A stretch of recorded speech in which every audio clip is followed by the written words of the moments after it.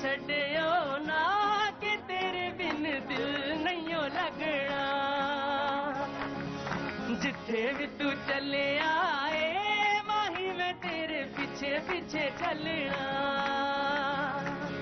माही मैनू छड्डियो ना कि तेरे बिन दिल नहीं लगना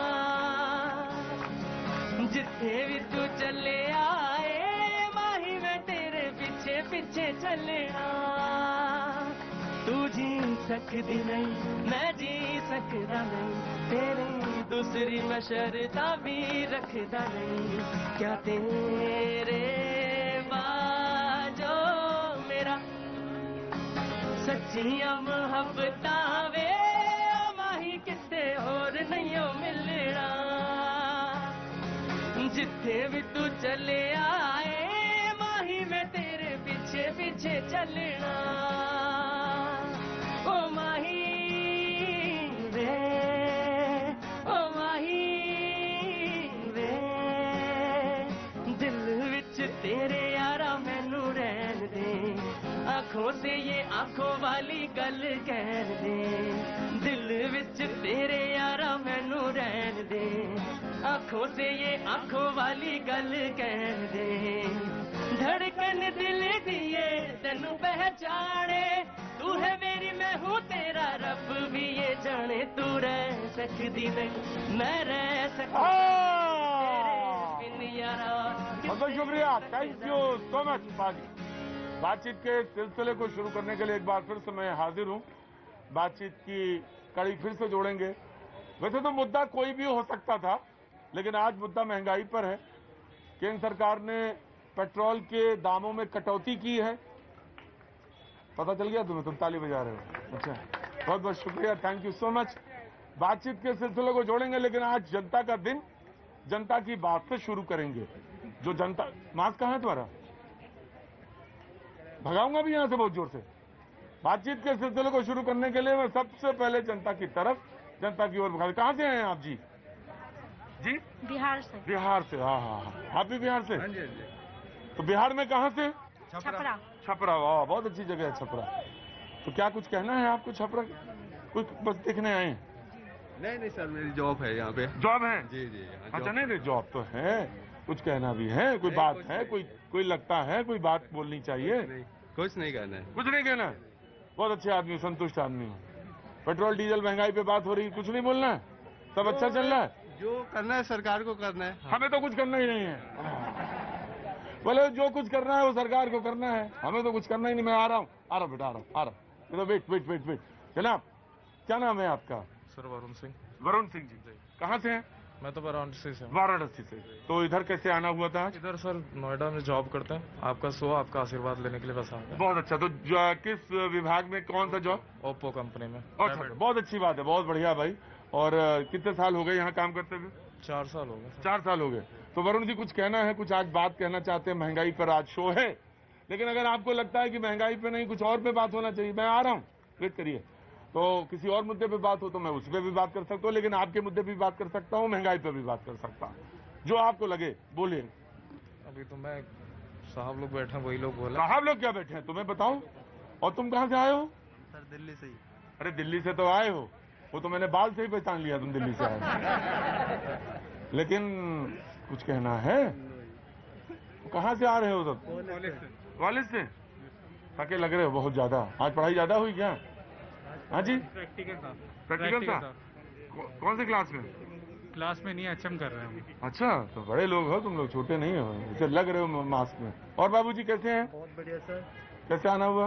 बस आपके दर्शन करने आ गए सब आदमी झूठ बोलते हैं यहाँ पे दर्शन करने खड़े यहाँ पे झूठ बता रहे दर्शन हाँ जी 98 से मैं आपका फ्रेंड हूँ 98 से क्यों उम्र बताते हो मेरी खाम कहाँ के लिए यार उम्र नहीं बतानी चाहिए लोगों को बहुत बहुत शुक्रिया मैं आ रहा हूँ आपके पास भी आ रहा हूँ जी बाबूजी कैसे हैं कितने किलोमीटर से चल के आते हैं रोज यहाँ 28 किलोमीटर 28 किलोमीटर से रोज चल के आते हैं गजब हैं आप भी भाई आइए अंदर आइए वहाँ बैठ जाइए खड़े मत होइए बैठ जाइए 28 किलोमीटर तो रोज चल के यहाँ पे बस से आते हैं बस से कभी मेट्रो से अच्छा ये एक बात बताइए आपका नाम क्या हो गया प्रताप जी उम्र कितनी हो गई उम्र 68 पूरे हो गए 69 चल रहा है 69 चल रहा है मिलता क्या है यहाँ पे जो आते हैं रोज?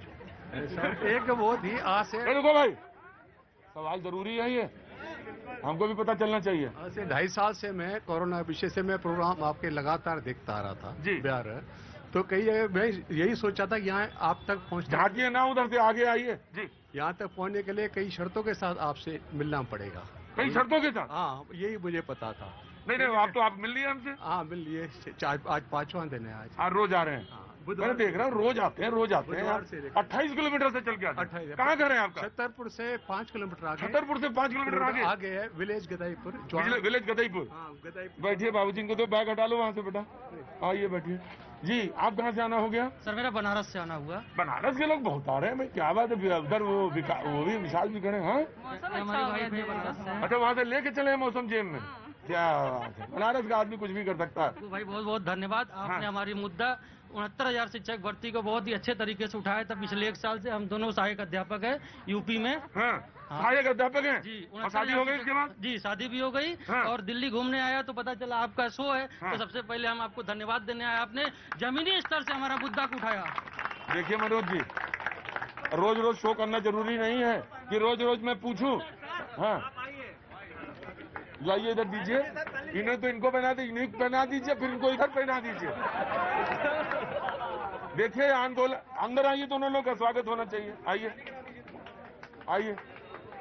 ये 69,000 शिक्षक भर्ती वाले यूपी वाले हैं और आंदोलन कर रहे थे। दोनों लोग आंदोलन कर रहे थे सर, आंदोलन कर रहे थे। आपने हमारे मुद्दा को जमीनी स्तर अरे वो मेरा छोड़ो, मेरा। इसीलिए मैं आपको धन्यवाद देने आया हूँ। और हम लोग ने बहुत आंदोलन लखनऊ में किया। तो आंदोलन के बाद शादी हुई? शादी हो चुकी थी। अच्छा, शादी हो गई, उसके बाद आंदोलन चला। अब तुम बोलो, इनको बोले दो। क्या नाम हो गया आपका? नेहा पांडे। नेहा जी, तो पहले तो बहुत बहुत बधाई, बहुत बहुत शुभकामनाएं।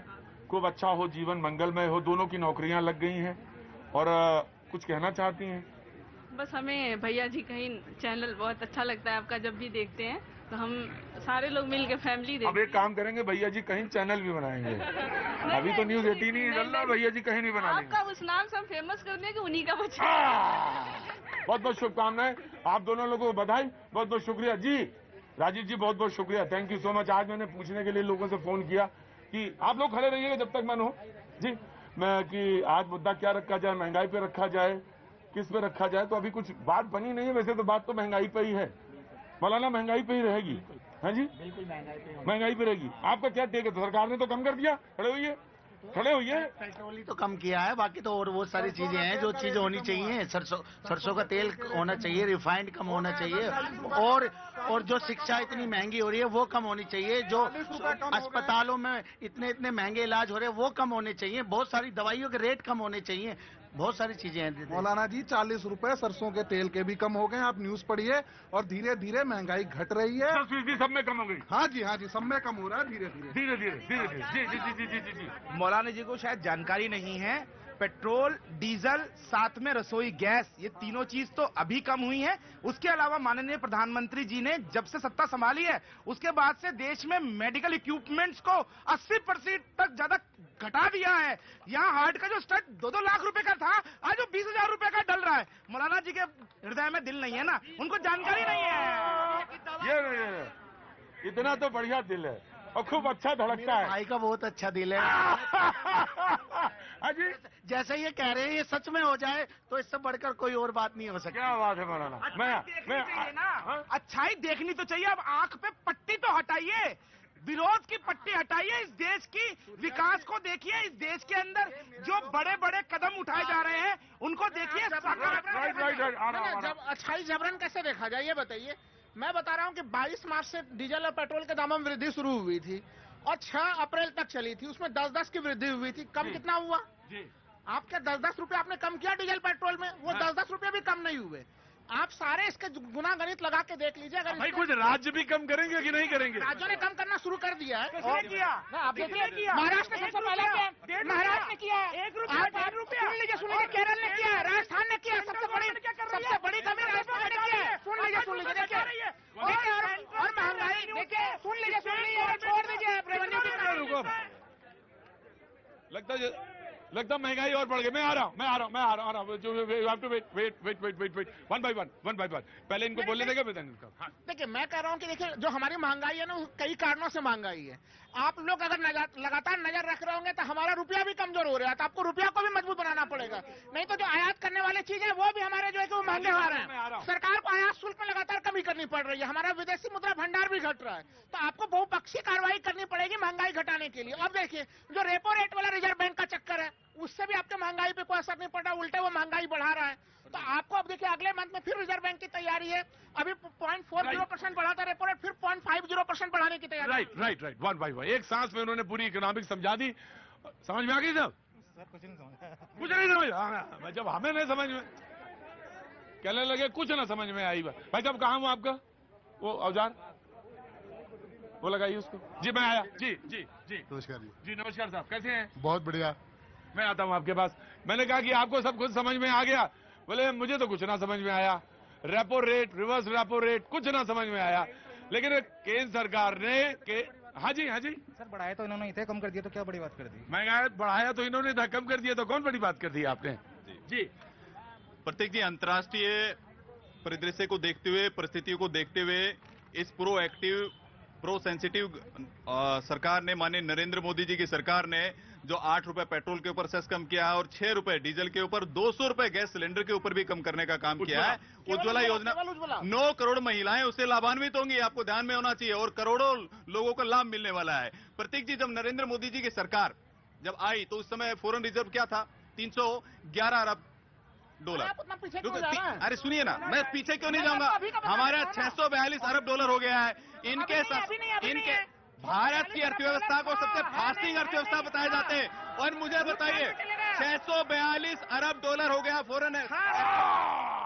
हाँ जी चाचा क्या हुआ? ये कहते हैं पीछे न जाओ, पीछे नहीं जाएंगे आगे कैसे आएंगे? हाँ जी, जब आगे तभी आते हैं जब आदमी पीछे तो बात पीछे से होगी। बात पीछे से नहीं, पीछे का भी ध्यान रखना। हाँ बिल्कुल ध्यान रखना पड़ेगा, बात पीछे से होगी। आई विल बी ना वैट तो कम किया है। वैट केरल मैं पूरा कर लेता हूँ। नहीं देखिए, आप राहुल गांधी मत बनिए। राहुल व्यक्तिगत नहीं।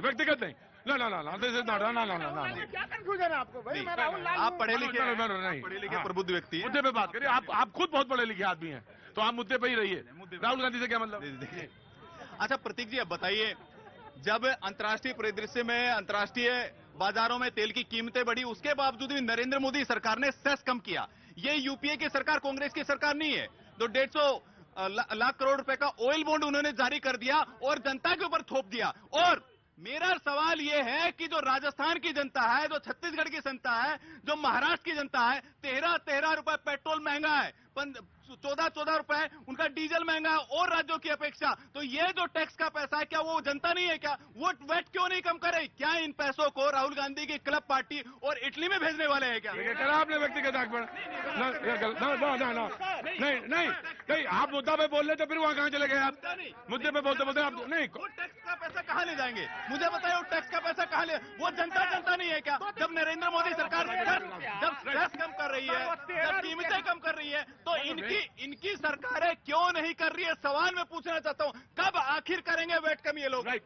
13 रुपया पे इतनी नजर है, 60 से 110 रुपया हो गया, उसमें कितना डिफरेंस है ये गणित नहीं। 13 रुपया पे आगे पीछे, हाँ पीछे आ गए। सुनिए, हाँ जी एक बात है सर, आज दवा के विषय में सर बोल रहे थे। आज सर वह हालात है कि 100 हाथी कमीशन ने दिया था कि 117 फॉर्मुलेशन में भारत का छोटा से लेके लाइलाज बीमारी तक का इलाज किया जा सकता है। आज 4 लाख फॉर्मुलेशन इस देश में सर गैर जरूरी दवा बिक रहा है, उसका क्या? क्या बच्चा? 60 से जब 110 हो गया, जब तो कोई मतलब उस पर ऑब्जेक्शन उठाने वाला नहीं है। 60 से 110 पे तो कोई नहीं बोल रहा है। 60 हाँ 60 बोल गया। 60 से 110 हो गया, उस पर बात नहीं कर रहे हैं। वो 13 रुपए कम हुआ, ये पहले दिख रहा है। अच्छा केरल वाला दिख रहा है, पहले महाराष्ट्र वाला दिख रहा है। ऑफकोर्स मैं आया 1 by 1 सर 1 by 1 आ रहा हूँ। कहने का मतलब ये है हाँ जी कि जितना केंद्र सरकार ने किया है अगर उसका आधा राज्य सरकार भी कर दें तो बहुत फर्क पड़ जाएगा।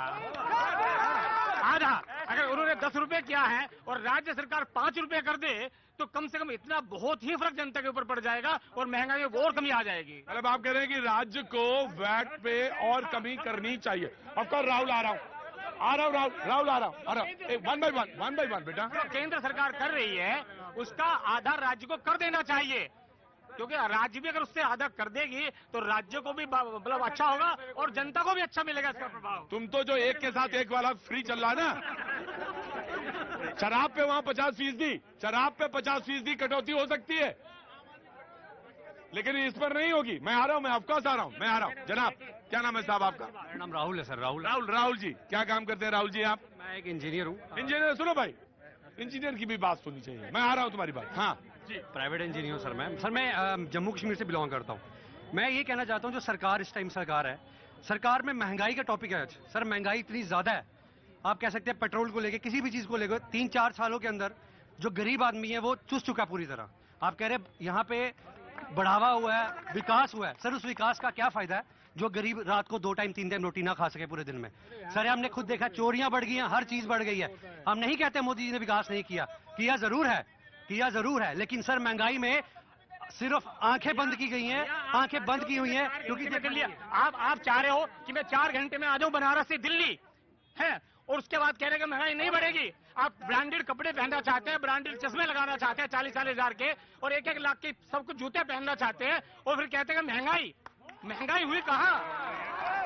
आप आ रहे हैं मर्सिडीज में, आप आ रहे हैं आज साइकिल से, आप आ गए कार में, इतनी कारें आ गई है रोडों पे और फिर कहते हैं इतनी कारें रोडों पे आने के बाद। क्या नाम है सर आपका? आपके पास आई थिंक मुझे लगता है बहुत मर्सिडीज हैं।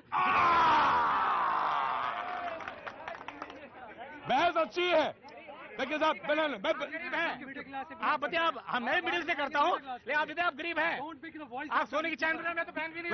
We are not here for the rich people only. एक मिनट, मैं बहस ना, अब आप बहस नहीं करेंगे, बात कहने नहीं, पहले तुम शराब छोड़ो तभी बात करूंगा, ऐसे नहीं। जी नमस्ते, आगे आइए। किधर से आना हो गया आपका? दिल्ली से ही है। दिल्ली से क्या नाम हो गया आपका? नेहा सिंह। भाई देखो, नेहा की बात सुनना है कि नहीं सुनना है? तो सुनो यहाँ पे। जी नेहा जी क्या काम करती हैं? मैं बिजनेस है हमारा खुद। बिजनेस है खुद का, उसमें कितने एम्प्लॉइज हैं? एम्प्लॉइज 20 हैं अभी। 20 हैं स्टार्टअप है। कब स्टार्ट किया आपने? हमने स्टार्ट किया कुछ 5 साल हो गए। डिजिटल इंडिया को सपोर्ट करते हैं, इंटरैक्टिव कियोस्क बनाते हैं, डिजिटल पोडियम्स बनाते हैं and government has been pretty supportive. अच्छा, मुझे लगता है कि आपको अंदर लेके आना चाहिए, मुझे आज आना चाहिए, ऑफकोर्स आना। 1 मिनट सुनेंगे भाई सुनेंगे? जिंदगी भर आवारा ही बन के घूमोगे क्या?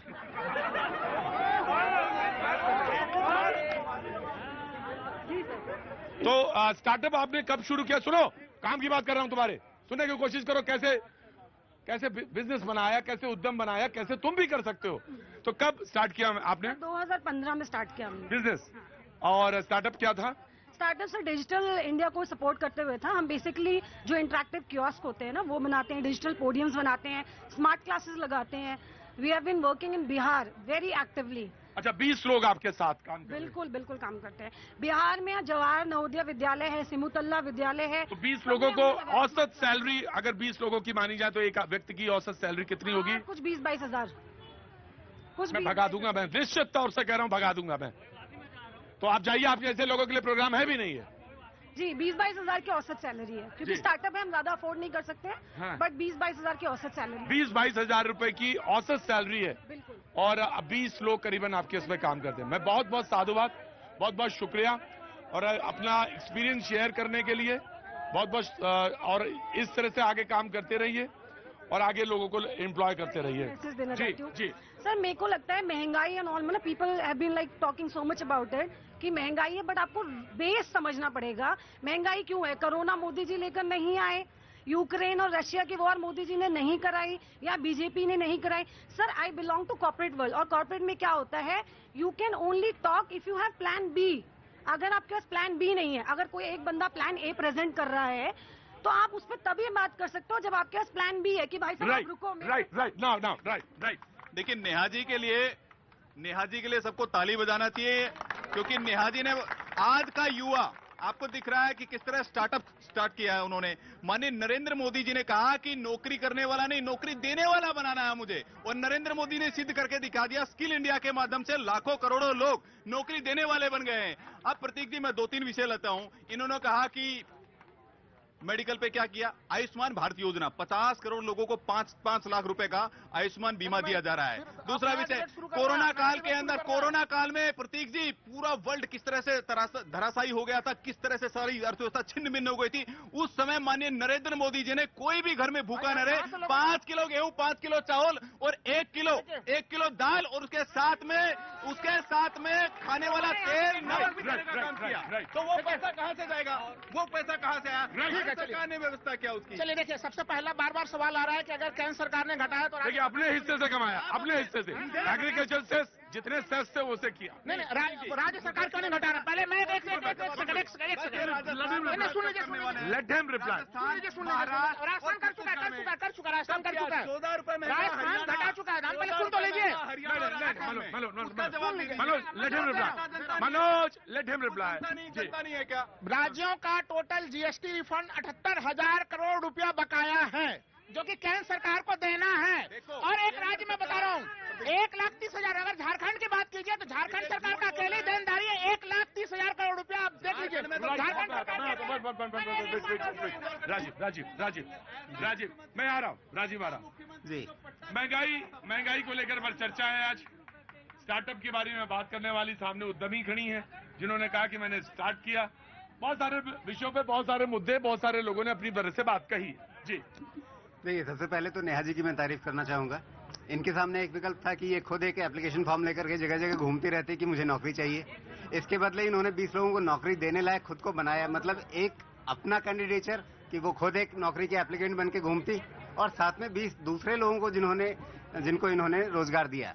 तो एक तरह से रोजगार की जो सूची थी, बेरोजगारों की सूची थी, उसमें से 21 नाम कम कर दिए इन्होंने। तो इसलिए इनकी तारीफ होनी चाहिए जी।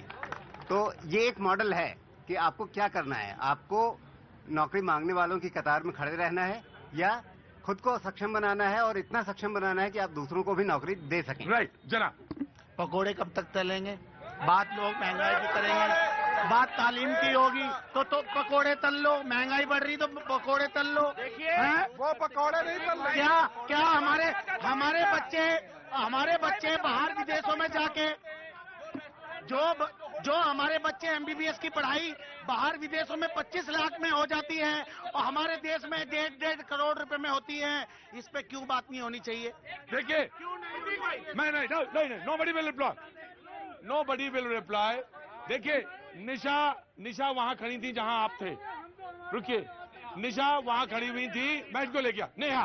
नेहा उधर खड़ी हुई थी, मैं नेहा के पास गया, नेहा ने कुछ बात कही। नेहा कहती है मैं इनके बात का जवाब देना चाहती हूँ, और मैंने किसी पैनल से नहीं पूछ रहा, मैं नेहा से पूछ रहा हूँ जी। नेहा। सर, नो ऑफेंस, मैं किसी रिलीजन की बात नहीं कर रही हूँ, पर इससे पता चलता है इनका एजुकेशन सिस्टम। इनको डिजिटल इंडिया नहीं पता है, इनको पोडियम नहीं पता, इनको इंटरैक्टिव कियोस्क नहीं पता। मैं इनको क्या बताऊं? इनको पकोड़े में और इंटरैक्टिव कियोस्क में कोई फर्क ही नजर नहीं आता। इन्होंने कुछ देखा ही नहीं है पकोड़े तलने के अलावा। इसलिए कहते हैं अच्छे स्कूल में जाइए, गवर्नमेंट स्कूल में जाइए, मदरसों में पढ़ाई मत करिए। ये जो मोहतरमा अभी फरमा रही हैं, इनकी एक रुको, इतनी देश में इतनी महंगाई है, स्कूलों की फीस नहीं भर पा रहे लोग बच्चों की, क्योंकि इस देश रोजगार की इतनी कमी है हमारे देश में। उस पे हमारी बात होनी चाहिए और महंगाई कम होनी चाहिए। अगर हमारे पास पैसा होगा तो हम अपने बच्चों को आगे जाके अच्छी से अच्छी एजुकेशन दे सकते हैं। मैं कहना चाहूंगी कि इनके आंखों में मोतिया बिंद चढ़ गया है। गद्दारी के 70 साल पुराने किले ढह गए। राष्ट्रवाद की तोप से सैफ नेवले बोल रहे हैं विकासवाद के खिलाफ। आज इनको नजर नहीं आ रहा कि देश में कितना चहुमुखी विकास हो रहा है। इनको नजर नहीं आ रहा। आज सबसे गंभीर मुद्दा है इस देश की जो बेइज्जती कर रहा है वो व्यक्ति, उस पर आज बात होनी चाहिए, उस पर आज बात होनी चाहिए। लंदन में जाकर भारत की बदनामी करेंगे, भारत का खाएंगे और हमारे देश का खाएंगे और हमारे देश की थाली में छेद करेंगे। अल्पना जी, मैं सबका बहुत बहुत स्वागत करता हूं, कभी किसी के बारे में कुछ गलत नहीं बोलता, लेकिन मैं अल्पना जी एक बात जरूर कहना चाहता हूं जब भी उदाहरण रखें, अच्छे उदाहरण रखें, जीवन के अच्छे उदाहरण रखें।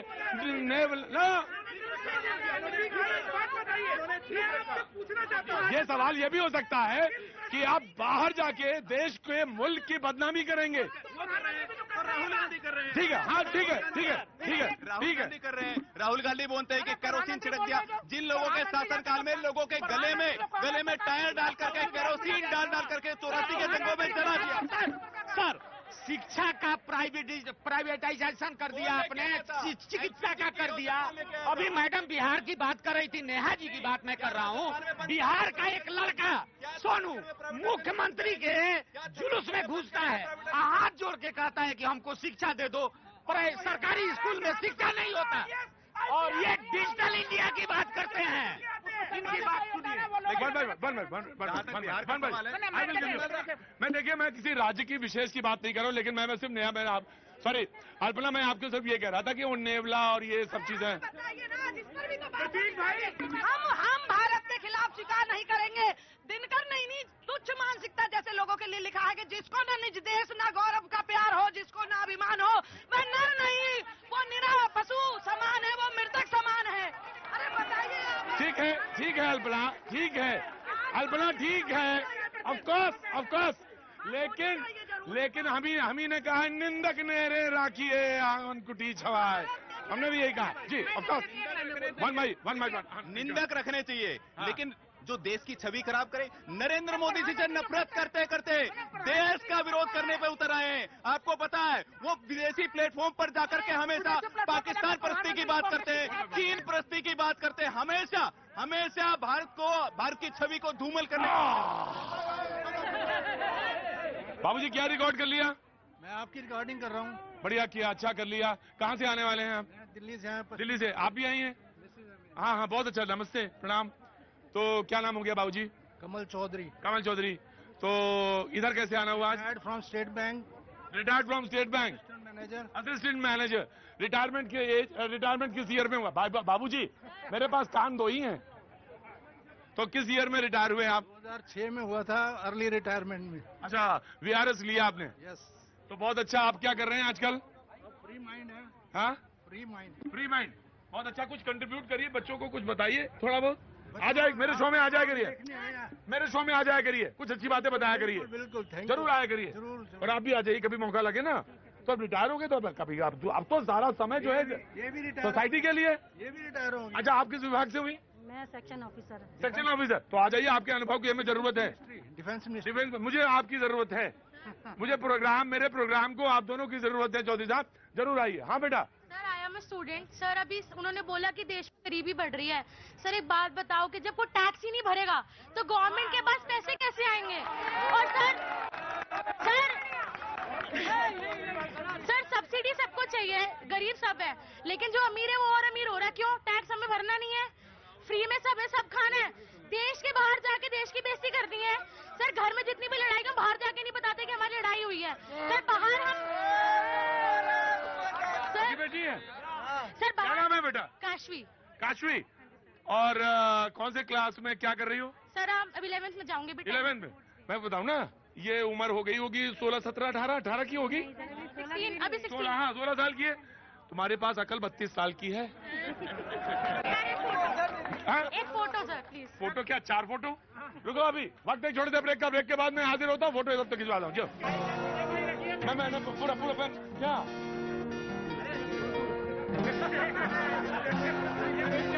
डिबेट शुरू हो गया भैया? लाओ, बोलो तो इसको।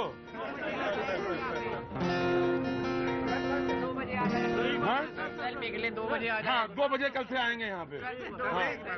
ऐसा डिबेट खत्म, अब सब लोग अपने अपने घर जाओ। थैंक यू सो मच, बहुत बहुत शुक्रिया। बातचीत के सिलसिले को जोड़ने के लिए एक बार फिर से मैं हाजिर हूँ, बहुत बहुत शुक्रिया।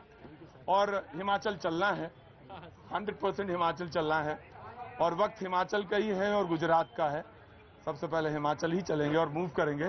भैया जी कहीं पे बातचीत हिमाचल में होगी और लंबी बातचीत चलेगी, ऑफ कोर्स बातचीत होगी। जी मैं आया अब कुछ बोलना चाहती हूँ, इसके बाद देना। देखिए, महत्वपूर्ण विषय आज ये है कि जो हमारे माननीय सर्वमाननीय ज्ञानी श्री राहुल गांधी जी अंतर्राष्ट्रीय फोरम पर जाकर आज भारत को बदनाम कर सीधा क्यों नहीं बोलती? मुझे आज तक कल्पना समझ में नहीं आया बात। आज तो मैंने बिल्कुल नहीं समझ में आया। कितना सम्मान मैं उनको दे रही हूँ, हालांकि वो इस सम्मान के योग्य नहीं, गलत गलत कल्पना। No, I won't give you chance, I won't give you chance, I won't give you chance.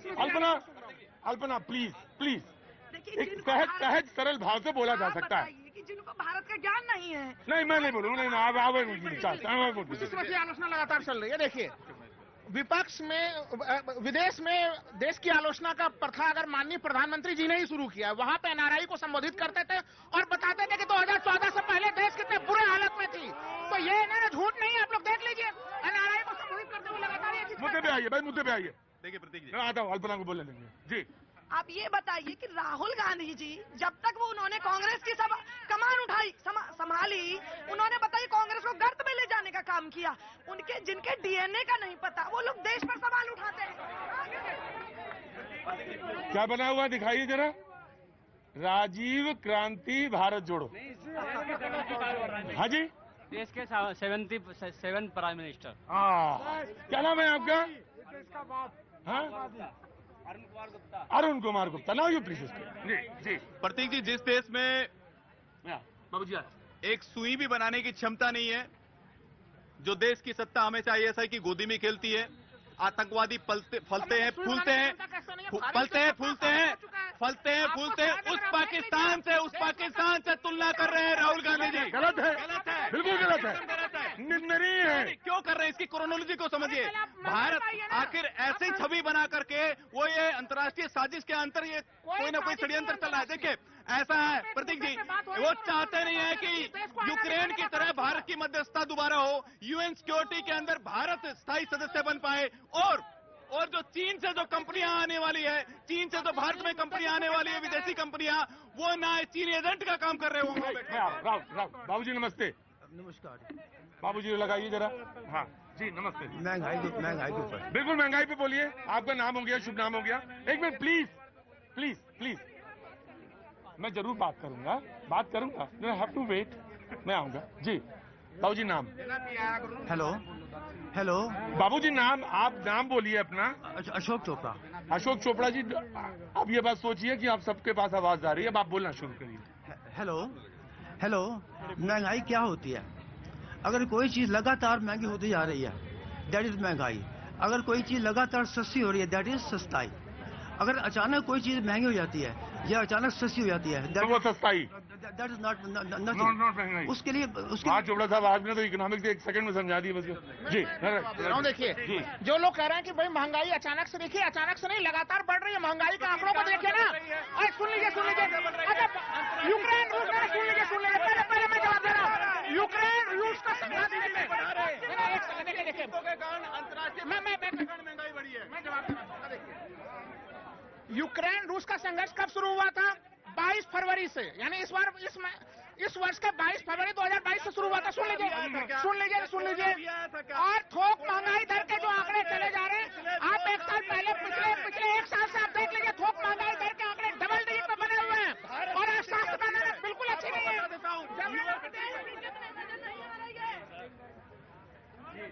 क्या नाम बेटा? अरुण कुमार। हाँ जी, एक मिनट राहुल, आ रहा हूँ, प्लीज आइए। क्या नाम है बेटा? अरुण कुमार सर। अरुण कुमार, कहाँ से हैं अरुण जी? सर अलीगढ़ से, यूपी। अलीगढ़ यूपी। ये दिल्ली आना कैसे हुआ? सर वैसे घूमने आया सर। घूमने आया, तो उधर खाओ जाके सॉफ्टी। हाँ जी, तो क्या काम करते हो बेटा? सर पिताजी का काम है सर, मैं तो सर पढ़ता हूँ। पिताजी का काम है, तुम पढ़ते हो? तो कौन से क्लास में हो, क्या कर रहे हो? Sir BCA, bachelor of computer application. Bachelor of computer education. हाँ जी, application. Oh sorry, I am sorry. तो आप बताओ, आप बोलो। हाँ, मैं आ रहा हूँ आपके पास। हाँ कहो ना। सर ये बोलते हैं सर, ये महंगाई वगैरह तो चलती रहेगी सर। हमारे मोदी जी बोल रहे हैं कि ये एक भारत एक चुनाव होना चाहिए। ये विपक्ष क्यों नहीं इस पे कुछ कह रहा है? जब इसमें कितना सारा पैसा बचेगा जब एक चुनाव होगा। गुजरात का चुनाव आ रहा है, इसमें पूरा भारत लग जाएगा, इसमें सब काम धंधे बंद हो जाएंगे, सब चुनाव में लग जाएंगे। पर एक पक्ष और एक चुनाव क्यों नहीं हो रहा है सर? इस पर सर चर्चा कीजिए। कितना पैसा बचेगा? 2 लाख करोड़ लगभग बचेगा इंडिया का पैसा। विपक्ष क्यों नहीं कह रहा है इस पर? मोदी जी हल्ला मचा कर कह रहे हैं। मोदी जी कह रहे हैं कि एक चुनाव, एक देश एक चुनाव, तो आखिर क्यों नहीं? जी ऑफकोर्स, मैं आ रहा हूँ। देखिए प्रतीक जी, कौन ज्यादा हल्ला मचा रहा है महंगाई का? महंगाई का हल्ला नेहा नहीं मचा रही है, महंगाई का हल्ला मचा रहे हैं ये लोग जो पंचर छाप है, जो मदरसों में बंद बनाते हैं। पता नहीं क्या बात बोलते हैं, नहीं मिल गया तुझे, पता नहीं क्या बोलते हैं आप। नहीं मैं नहीं लूंगा, मैं नहीं छोटा बड़ा कोई नहीं है। नहीं बढ़ जाइए मैंने बढ़िए प्लीज जी, चुप प्लीज, चुपचाप बढ़ जाइए। और गलत है ये, बिल्कुल गलत है। ऐसे क्या बोल रही है? गलत है, बिल्कुल सख्त जगह। ऐसे पंचर छाप क्या छोटे होते हैं पंचर वाले वाले? पंचर छाप कहते हैं आप, तो क्या पंचर जोड़ने वाला छोटा होता है क्या? आप प्लीज हट जाइए। नहीं आप बढ़िए, नो बढ़िए, बात मुद्दा है महंगाई पे, प्लीज बढ़िए प्लीज सूर्या बढ़ जाइए। हाँ जी आराम, बढ़िए जी। सर ऐसा है, अगर मुद्दा महंगाई का है ना, अगर सरकार कुछ पैसा बढ़ाती है पेट्रोल पे तो हा हल्ला हो जाता है, रोड पे आ जाती है विपक्षी पार्टी। अब 9.5 रुपए घटाए हैं पेट्रोल पे, अब डीजल भी सस्ता हुआ है, ट्रांसपोर्टेशन सस्ता होगा, महंगाई घटेगी। लगभग 10% चीजें जो 10% के ऊपर करीबन असर पड़ेगा, ऐसा इकोनॉमिस्ट आकलन करते हैं। राजीव ज्यादा जी सर बताएंगे कि कितना असर में। मैं राजीव से पूछ के आता हूँ। राजीव, ये जो डीजल पे पेट्रोल पे हुआ, उसका असर खाद्यान्न पर, खाने पे, रसोई पे, आम जिंदगी पे, स्कूल की फीस पे कितना पड़ेगा? इन सब पर आएगा, धीरे धीरे आएगा। कोई स्विच ऑन स्विच ऑफ नहीं है कि एक स्विच दबाया महंगाई बढ़ गई, एक स्विच दबाया महंगाई घट गई, वैसा नहीं होगा। लेकिन निश्चित रूप से अभी जो एक्साइज ड्यूटी कम की गई है उसका एक असर हमें आने वाले महीनों में दिखेगा, स्वाभाविक रूप से दिखेगा। महंगाई कम होगी, इसमें कोई संदेह नहीं है। एक बात यहाँ पर मैं और जोड़ना चाहूंगा, अभी बात पंचर की हुई। पंचर करने वाला बहुत मेहनत करता है और फिर आपका पंचर बना करके, अरे भाई इन्हें समझाइए,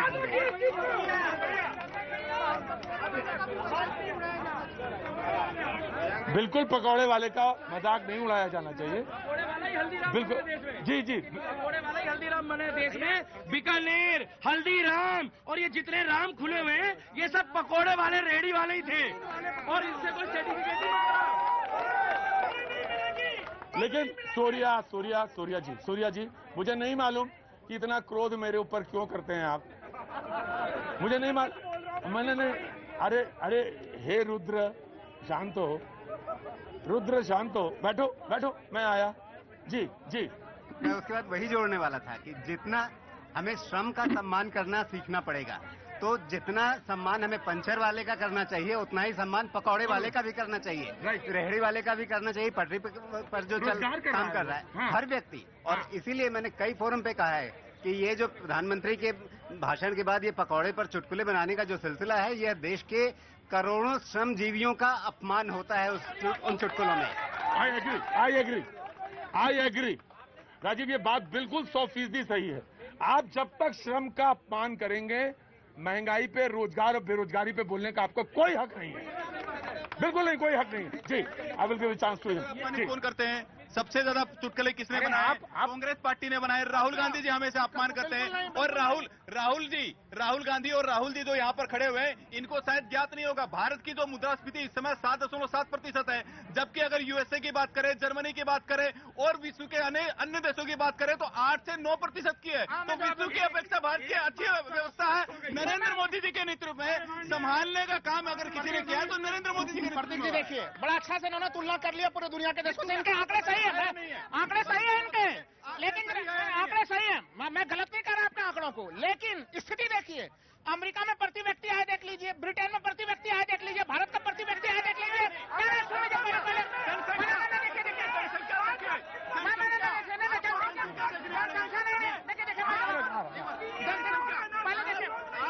मैं जवाब पूरा कर दूं, तुलना करिए, छोड़ दीजिए ना, मैं सुन तो लीजिए। आप टोटल आप जीडीपी भी देखिएगा, नहीं देखिए, टोटल जीडीपी भी जोड़िएगा तो वो भी आप देखिए, भारतीय अर्थव्यवस्था अमेरिकी अर्थव्यवस्था एक हालत में खड़ी है, तुलना कर सकते हैं।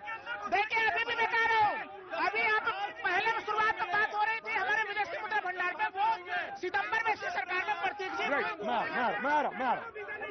देखिए, बहस के लिए एक तरीका ये होता है, बहस का तरीका ये होता है कि उसको मोड़ा ना जाए दाएं बाएं की तरफ। नहीं प्लीज प्लीज, नहीं नहीं, मैं नहीं सुनूंगा, नहीं सुनूंगा, नहीं सुनूंगा, नहीं सुनूंगा, नहीं सुनूंगा, नहीं सुनूंगा सर, नहीं सुनूंगा।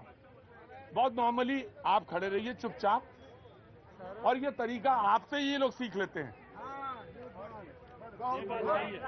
आराम गुप्ता जी, आराम Gupta ji please, one by one, आपसे तो मैं बहुत नाराज हूँ। आप इतना हल्ला मचा, इतना क्रोध क्यों, किस पे करते हैं क्रोध इतना? प्रतीक भाई 20-20 बच्चे सिर्फ पैदा करके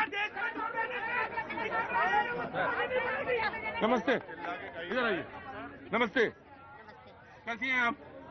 ऐसे इधर आना कैसे हुआ? सर यहाँ इसमें समर वेकेशन में बच्चों को घुमाने आए थे। समर वेकेशन में बच्चों को घुमाने? कहाँ के रहने वाली हैं आप? जी सर, महोबा जिला। महोबा। तो समर वेकेशन में बच्चे कहाँ हैं? ओम नमः शिवाय। त्रिपुंड लगा हुआ है। क्या नाम है? भवानी? क्या नाम है आपका? गौरी। गौरी, अरे नाम भी गौरी निकल है। तो अच्छा, तो बहुत अच्छा। कुछ बोलना चाहती हैं आप? जो आप शिक्षिका हैं? मैं शिक्षिका। तो शिक्षिका का तो सम्मान होना चाहिए। अंदर आइए। जब शिक्षिका हैं तो आपका सम्मान होना चाहिए, और शिक्षिका से सूर्या साहब आपको कुछ सीखना भी चाहिए।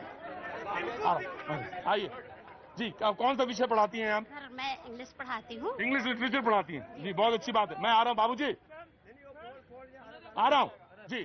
सर मैं शिक्षा पे ये बोलूंगी कि जो प्राइवेट स्कूल्स हैं उसमें बच्चों की मानसिक क्षमता से ज्यादा जो सिलेबस रखा जाता है उस पर गवर्नमेंट थोड़ा ध्यान दे, क्योंकि न्यू बचपन से ही होती है। उसमें ऐसे इतना ज्यादा सिलेबस है, इतनी ज्यादा बुक्स हो जाती हैं कि बच्चे उसमें ऐसे लगता है जैसे बोझ पे दब रहे हों, और जबकि जो गवर्नमेंट में सिलेबस चलता है बहुत अच्छा सिलेबस होता है। मैं आपकी बात से सहमत हूँ। सिलेबस ज्यादा बड़ा नहीं होना चाहिए, ऐसा होना चाहिए जिससे उसका मानसिक विकास हो और साथ साथ शारीरिक विकास हो।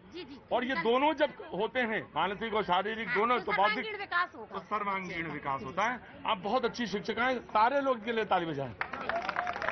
और एक सेंटेंस मेरे लिए भी कह दीजिए, जो मैं कहूँ वो कह दीजिए। कहिए कि जो जिनके ऊपर हमेशा रुद्र रहते हैं, हमेशा जिनके ऊपर गुस्सा हमेशा रहता है, उनका गुस्सा शांत हुआ करे। महाराज गुस्सा शांत हुआ करे, है ना जी? टीचर तो वही होता है ना जी? टीचर वही होता है जी। मैं आया 1 by 1 आ रहा हूँ।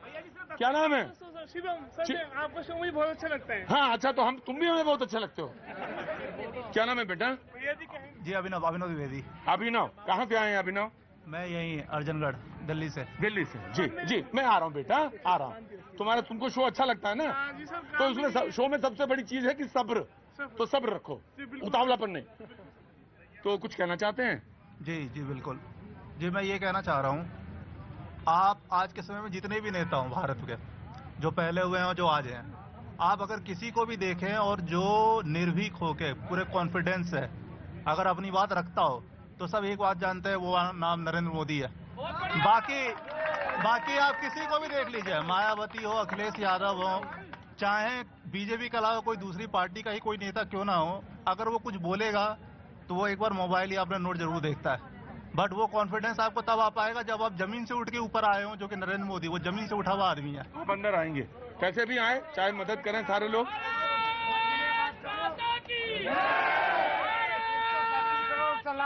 बस देखिए,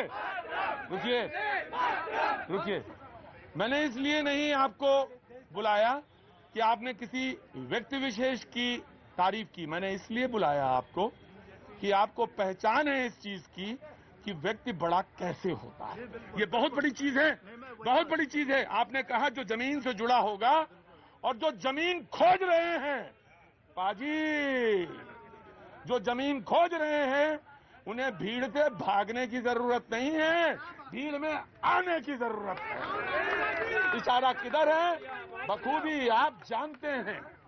आज मैं कहूंगा नहीं कुछ ज्यादा, लेकिन आपने जो छोटे से में बड़ी बात कही है वो बहुत विश्वसनीय है। जो जमीन से, सुनिए सर, जो जमीन से जुड़ा होता है वही सफल होता है, ऊपर से कोई सफल नहीं हुआ। जो जमीन से जुड़ा रहा वही नेता हुआ। एग्जाम्पल हमारे सामने है, खैरात में जिन्हें बड़ा बना दिया गया, आप देख सकते हैं। ज्यादा एक्सप्लेन करने से ना द्विवेदी जी, ज्यादा एक्सप्लेन करने से ना बात बात जो है बिगड़ जाती है। Thank you so much. Now on coming. सिर्फ 10 सेकंड। इस देश को जरूरत है नहीं, समान नागरिकता की। इस देश को जरूरत है जनसंख्या कानून की। इस देश को जरूरत है, इस देश को जरूरत है ताकि तभी इस देश के अंदर ये जो महंगाई है खत्म होगी। महंगाई तभी खत्म होगी जब जनसंख्या कानून आएगा। जिस प्रकार से एक वर्ग तो पैदा किए जा रहे हैं, वो कहता है महंगाई है, महंगाई है। एक वर्ग रोजगार दे रहा है, आ रहा हूँ, पीछे जाएंगे सारे लोग, पीछे जाएंगे सारे, पीछे जाएंगे। आप भी पीछे जाएंगे। आपको वही बुलवाऊंगा मैं, आप पीछे जाएंगे। जो आप वहाँ बैठेंगे, बस साहब आप वहाँ बैठेंगे। जी जी जी। लोग महंगाई पे बात और चर्चा करना चाहते हैं, और मेरे भाई देखिए हिंदू मुसलमान करने पे लगे हैं। देखिए मेरे भाई को, ये हिंदू मुसलमान करने लगे हैं। लोग चर्चा करना चाहते हैं महंगाई कैसे कम हो, ये देश तरक्की कैसे करे, यहाँ पे अच्छा संतुलन कैसे रहे, आबो हवा कैसे अच्छी मिले, हम कैसे अच्छे मकानों में रहें। बात उनको क्या करें? आप बैठिए ना, एजुकेशन दो। बैठिए बैठिए बैठिए बैठिए बैठिए। विरोध आप बैठिए, करिए, आप विरोध बैठिए ना। मेरी बात पूरी होने दीजिए। इधर आइए, आप इधर आइए। मुझे कंप्लीट करना। मैं बिल्कुल दूंगा मनोज, और बैठ जाइए सूर्या जी। क्या है ये, कोई बोलने तो दोगे यार किसी को। जी मैं कह रहा हूँ ये जनता चाहती है। आप गलत बोलें चाहे सही बोलें, लेकिन आप बोलें और दूसरा बोलने दे उसको, फिर हम कहेंगे ना क्रिटिसाइज। बिल्कुल जरूरत है जनसंख्या नियंत्रण की, बिल्कुल जरूरत है देश के। मैं बोल रहा हूँ, और ये भी इसमें शामिल है। आपके पास तो भगवान ने तो आपको त्रिपुंड में तीसरा नेत्र दे दिया है ना, तभी तो परेशानी है। बढ़िए इनसे ये पूछिए, ये देश संविधान से और देश के कानून से चलता है या इनकी बातों से चलेगा या आस्था से चलेगा? बोलिए भैया जी, एक भारत श्रेष्ठ भारत तभी बन सकता है जब कुशल नेतृत्व। आज आप देख रहे हैं कि 2014 से किस तरह की योजनाओं को क्रियान्वयन किया जा रहा है पूरे देश में। फिर बात आते हैं कि जिस तरह के विरोध स्वर चल रहा है, आप बताइए कि रसिया यूक्रेन की आप तुलना करें लद्दाख में, तो जिस तरह की चीजें चल रही है कांग्रेस पार्टी के तरफ से, राहुल गांधी खासकर के तरफ से, ये बहुत ही ज्यादा दुखद है। और ये दुखद जो है स्थिति इसलिए होती जा रही है। फिर बात करते हैं कि आज देखिए महंगाई के ऊपर बात करते हैं, तो महंगाई का आप देखिए किस तरह से आज जिस तरह से एक्साइज में कटौती हो रही है, उसका सीधा आप देखें प्रतिफल क्या है कि पूरे देश में आप धीरे धीरे आप देखिए कि महंगाई दर घटेगा, और जिससे बेरोजगार जो है वो भी जनरेट होगा। फिर बात है शिक्षा, एनसीईआरटी में पहली बार एनसीईआरटी में दादी बांग्लादेश बनाए। आप कविता वही सुनाएंगे?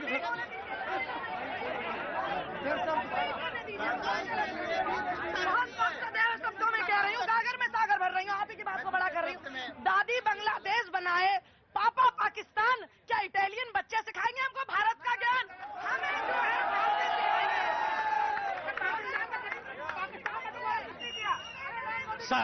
सर देखिए ये नैरेटिव किस तरह की चल रही है।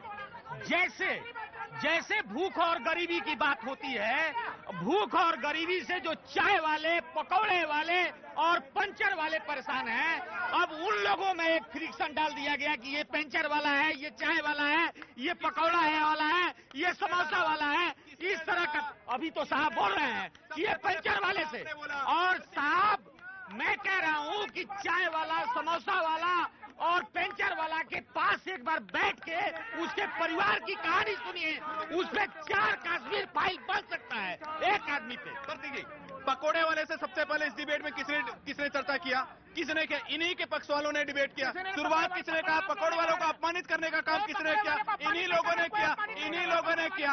और राहुल जी को दिखाई नहीं देगा, राहुल जी को दिखाई नहीं देगा। IMF, वर्ल्ड बैंक कह रहा है कि सबसे फास्टेस्ट ग्रोइंग इकोनॉमी है भारत। नरेंद्र मोदी जी के नेतृत्व में 7.5% की वृद्धि दर से, सुनिए, वर्ल्ड बैंक, RBI, मैं IMF की बात कर रहा हूँ, सबसे फास्टेस्ट ग्रोइंग इकोनॉमी है। लेकिन और इनको जामा वो ज्ञानव्यापी मस्जिद के ऊपर बोले कि हम कानून को नहीं मानेंगे, कानून में अब इनको संविधान याद आ गया। जनसंख्या नियंत्रण पर इनको संविधान याद आ जाता है,